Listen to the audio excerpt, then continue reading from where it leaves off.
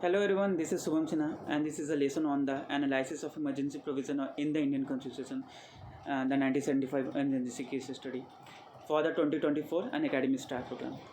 Moving on to the first slide, firstly we introduce the topic with the objective to analyze the emergency provision and in the Indian Constitution. तो simply सबसे पहले हम लोग emergency provisions Indian constitution में दिया हुआ है इसको एनालाइज करेंगे, उसका एप्लीकेशन, उसका इम्प्लीकेशन 1975 में जो हुआ इमरजेंसी में उस उनके प्रोविजंस को एक्सप्लोर करेंगे। ओवरव्यू क्या है, इंडियन कॉन्स्टिट्यूशन में इमरजेंसी जो दिया हुआ है वो किस स्पेशल सिचुएशंस में लागू किया जाए, सेंट्रल गवर्नमेंट के पास कब ग्रेटर कंट्रोल आए, restore order related to mostly legal political order social order को रिस्टोर करने के लिए सेंट्रल गवर्नमेंट के पास कंसंट्रेशन ऑफ पावर ज़्यादा हो स्टेट गवर्नमेंट से, वो सब चीज़ ओवरव्यू हम लोग देखेंगे कब होना चाहिए।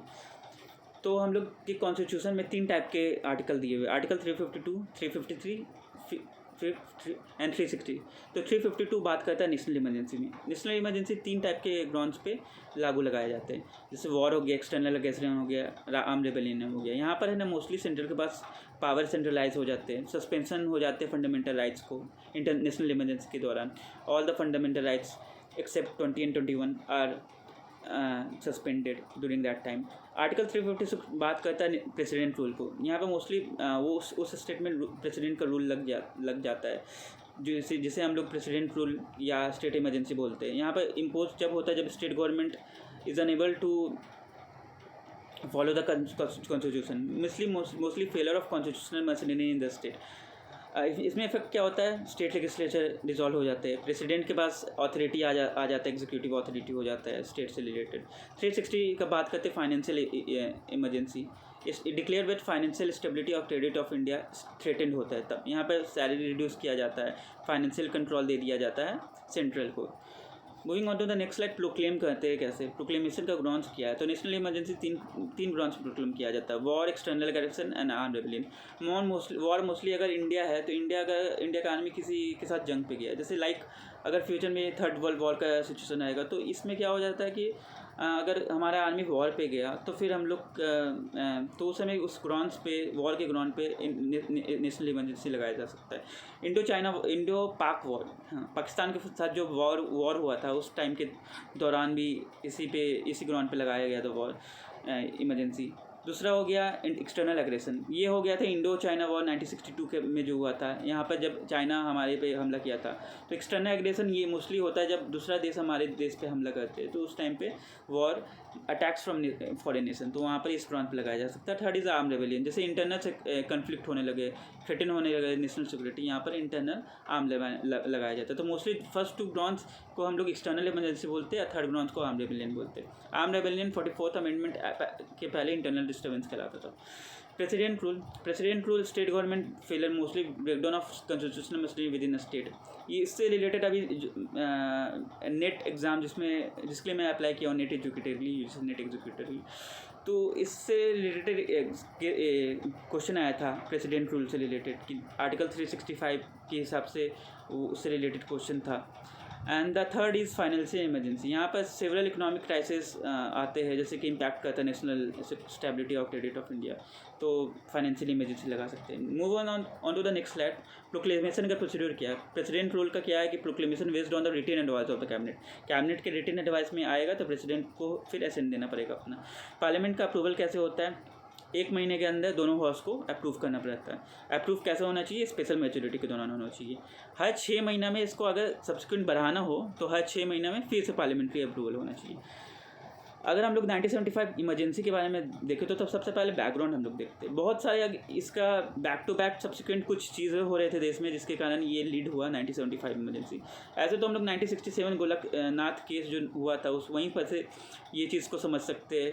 1973 तक मोस्टली क्या हुआ, उसके पहले इंडिपेंडेंस जुडिशरी प्रोसेस एग्जीक्यूटिव बहुत सारे देखे गया कि तो बहुत सारे एग्जीक्यूटिव ऑर्डर को चैलेंज किया गया कोर्ट में और उसको गोड क्वेश किया गया, अनकॉन्स्टिट्यूशनल ठहराया गया बहुत सारे केस में, जैसे प्रीवी पर्स केस में या ये आशिक ऊपर वर्सेस यूनियन ऑफ इंडिया के केस में, ये सब चीज़ में देखा गया। तो साथ साथ सबसे इम्पोर्टेंट चीज़ हुआ कि आंदोलन स्टार्ट हो गए देश में, जेपी आंदोलन, बहुत सारे स्टूडेंट प्रोटेस्ट हुए, जैसे बिहार में, गुजरात में महंगाई से रिलेटेड स्टूडेंट के द्वारा किया गया।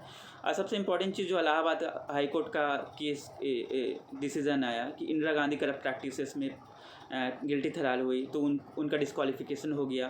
6 साल तक वो इलेक्शन नहीं लड़ सकती थी। साथ वो एज अ डिस्क्वालीफाई हो गए एमपी के दौरान, तो उनका मेंबरशिप ऑफ पार्लियामेंट डिस्क्वालिफिकेशन हो गई। ये सब चीज़ हम लोग रिप्रेजेंटेशन ऑफ पीपल्स एक्ट 1951 में सेक्शन 123(8) में समझ सकते हैं। इसके बारे में बात किया गया। तो ये राजनारायण जो एक अपोजिशन में थे रायबरेली सीट पे 1971 इलेक्शन में, उससे रिलेटेड डिसीज़न आया जो कि सुप्रीम कोर्ट भी उस टाइम पे चैलेंज किए इंदिरा गांधी के द्वारा, तो स्टे लगा दिए गए।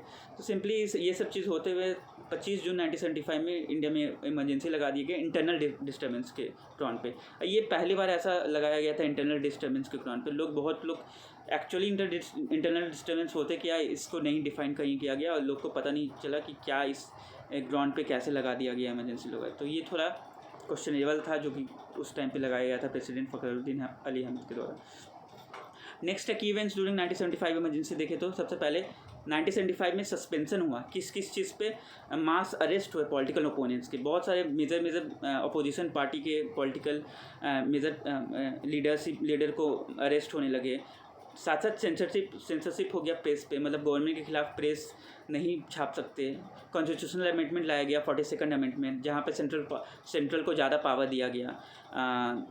रिस्ट्रिक्टेड कर दिया गया जुडिशरी रिव्यू को, जिसे जुडिशरी रिव्यू उस टाइम पे 38 अमेंडमेंट लाया गया, तो वहाँ पर बोला गया प्रेसिडेंट को जुडिशरी का जो प्रोक्लेमेशन जिस ग्राउंड पे दिया गया उसको जुडिशरी रिव्यू नहीं होना चाहिए। साथ साथ एडमिनिस्ट्रेटिव एक्शन हुआ, वहाँ पे प्रिवेंटिव डिटेंशन लॉ को ला के बहुत मिसयूज़ किया गया। मोस्टली एक लॉ लाया गया था 1971 में, maintenance of international security act, तो मीसा एक्ट, तो उसको बहुत सारा गलत तरीके से यूज़ किया गया। साथ साथ मास स्टरलाइजेशन कैंपेन चलाया गया इंदिरा गांधी के बेटे द्वारा, राजीव गांधी के द्वारा, वो भी अनहेल्दी वे में स्टरलाइज किया गया लोगों को। जुडिशरी पे इम्पैक्ट हुआ। ADM जबलपुर वर्सेस कान शुक्ला केस आया, उसमें मोस्टली क्या हुआ, हैबियस कॉर्पस केस बोलते हैं। उसमें बोला गया कि जो लोग का आर्टिकल 359 में जो सस्पेंशन होता है फंडामेंटल राइट्स, उसको चैलेंज नहीं किया जा सकता। लेकिन बाद में 44th अमेंडमेंट आने के बाद इसको ठीक किया गया। बोला 21 आर्टिकल इसको एक्सेप्शन में डाला जाए। इन दोनों को हम लोग 44th अमेंडमेंट बोले। इस वे में लोगों का लिबर्टी को या डिटेंशन लॉज को यूज़ देखते हुए इन टाइप की चीज़ों पे लोग रिट पिटिशन डाल सकते हैं सुप्रीम कोर्ट और हाई कोर्ट में, आर्टिकल 21 और 21 की का वायलेट हो तो।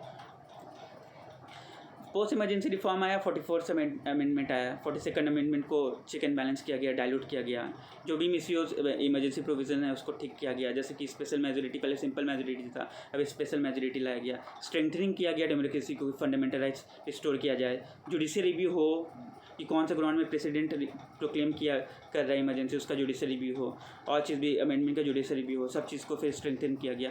तो ओवरऑल समरी ये है कि कंक्लूड करते हैं कि 1975 के इमरजेंसी के बाद बहुत सारे ऐसे चीज़ लाया गया जो इमरजेंसी लगाना इंडिया में बहुत ईजी ना रहे, इसको हार्श इम्प्लीमेंटेशन किया गया। सेंट्रल गवर्नमेंट बहुत एक्सेप्शनल केसेस में लगाया जाए, इसका रिवोकेशन बहुत इजी तरीके से होना चाहिए। तो रिफ्लेक्शन ये चीज़ था कि vigilance required to protect democratic values and the prevention of future misuse through strengthen constitutional safeguards.